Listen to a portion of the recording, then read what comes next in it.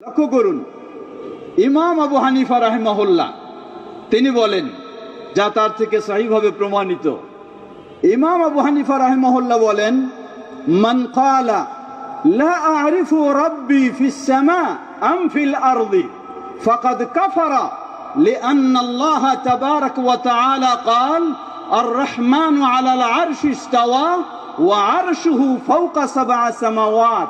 সুবহানাল্লাহ। ইমাম আবু হানিফা রাহিমাহুল্লাহ 1300 বছর পূর্বে কিভাবে সালাফদের নীতি আদর্শের আলোকে তিনি আকীদার বিষয়গুলি স্পষ্ট করলেন। তিনি বললেন, কেউ যদি বলে লা আ'রিফু রাব্বি ফিস সামা আম ফিল আরদি, আমি জানি না আমার রব আকাশে রয়েছেন না জমিনে রয়েছেন, ইমাম আবু হানিফা রাহিমাহুল্লাহ বলেন ফাকাদ কাফারা, সে কি মুসলিম মুমিন? ফাকাদ কাফারা, সে কুফরিতে লিপ্ত হয়েছে। তার ঈমান কি নেই, সে কুফরিতে পৌঁছে গেছে। কেন? লিআন্না আল্লাহ তাআলা ক্বালা আর-রাহমানু আলাল আরশি ইসতাওয়া। সুবহানাল্লাহ। ইমাম আবু হানিফা রাহিমাহুল্লাহ কিভাবে আল্লাহর বিষয়টি প্রমাণ করছেন? বলছেন যে আল্লাহ নিজেই নিজের অবস্থানটা স্পষ্ট করেছেন। আল্লাহ রাব্বুল আলামিন ঘোষণা দিয়েছেন, আল্লাহ সুবহানাহু ওয়া তাআলা কোথায়? সর্বত্র বিরাজমান না আমার কলবের ভিতর? নাউযুবিল্লাহ। ইমাম আবু হানিফা রাহিমাহুল্লাহ বললেন, আল্লাহ নিজেই বলেছেন আর-রাহমানু আলাল আরশি ইসতাওয়া, সূরা তাহা 5 নম্বর আয়াত, যে আল্লাহ সুবহানাহু ওয়া তাআলা কোথায়? আরশের উপরে। বলুন সুবহানাল্লাহ।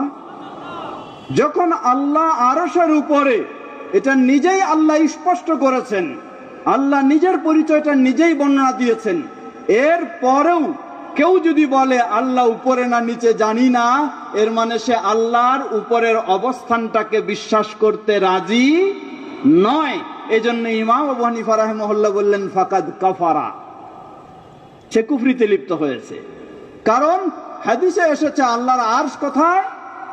ওয়া আরশুহু ফাওকা সাব'a সামাওয়াত, আল্লাহর আরশ হলো 7 আসমানের ঊর্ধ্বে। সুবহানাল্লাহ। পৃথিবীর সকল সৃষ্টির সেরা সৃষ্টি, বড় সৃষ্টি হলো কোনটা? আরশ। আর এই আরশ হলো সর্ব ঊর্ধ্বে, আর আরশের ঊর্ধ্বে হলেন আল্লাহু সুবহানাহু ওয়া তাআলা। ইমাম আবু হানিফা রাহিমাহুল্লাহ বললেন, এটাই আহলুস সুন্নাহ ওয়াল জামাআতের আকীদা, এটাই সালাফদের আকীদা। সুতরাং ইমাম আবু হানিফা রাহিমাহুল্লাহর আকীদা ছিল যে আল্লাহর ব্যাপারে আকীদা হলো আল্লাহ নিজের বর্ণনা যেভাবে দিয়েছেন আমরা সেভাবে আল্লাহকে জানবো, সেভাবে আল্লাহকে বিশ্বাস করব। কারণটা কি? কারণ আল্লাহর বিষয়ে সবচেয়ে কে বেশি জানে? বলুন। আল্লাহর বিষয়ে সবচেয়ে আল্লাহ নিজেই বেশি জানেন। সুবহানাল্লাহ। এর চেয়ে আর কেউ বেশি জানতে পারেন না। আমাদের এক শ্রেণী মারিফতি ভাই, কি বলেন? মারিফতি ভাই চোখ বন্ধ করলে আল্লাহর কাছে চলে যায়। নাউযুবিল্লাহ। আল্লাহর বিষয়ে যখন সবচেয়ে আল্লাহ বেশি জানেন, মানুষের মাঝে আল্লাহর বিষয়ে সবচেয়ে কে বেশি জানেন? কে বেশি জানেন? মুহাম্মদ সাল্লাল্লাহু আলাইহি ওয়াসাল্লাম। কেন?